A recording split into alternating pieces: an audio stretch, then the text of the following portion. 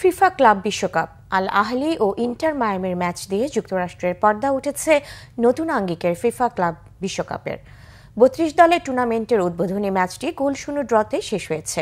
মায়ামির hard rock স্টেডিয়ামে খেলা শুরু হয় বাংলাদেশ সময় আজ সকাল ৬টায়। ম্যাচে কোনো দল গোল করতে না পারলেও সম্ভাবনায় বেশি এগিয়ে ছিল আল আহলি। মিশরের ক্লাবটি প্রথমার্ধের শেষ দিকে পেনাল্টি পেয়েছিল, তবে ট্রেজিকিটের নেওয়া শট সেভ করে ফেলেন inter মায়ামির goalkeeper Oscar Ustari.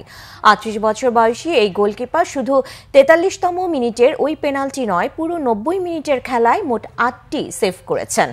Club বিশ্বকাপের উদ্বোধনী ম্যাচে উস্তারির মতো ব্যস্ত সময় পার করতে হয়েছে আল আহলির গোলকিপার মোহাম্মদ এল সেনাউইকে। মোট ৫টি সেভ করেছেন ৩৬ বছরের এই গোলরক্ষক, যার একটি ছিল ম্যাচের যোগ করা সময়ের ৬ষ্ঠ মিনিটে লুইস সুয়ারেজের শটে। এর কিছুক্ষণ আগে মেসির একটি শট বারে গিয়ে লাগে। এই ড্রয়ে দুই দলের জন্যই নকআউটে ওঠার পথ কিছুটা কঠিন হয়ে গেছে। এই গ্রুপের অপর দুই দল পর্তুগালের পের্তো ও ব্রাজিলের পালমেইরাস।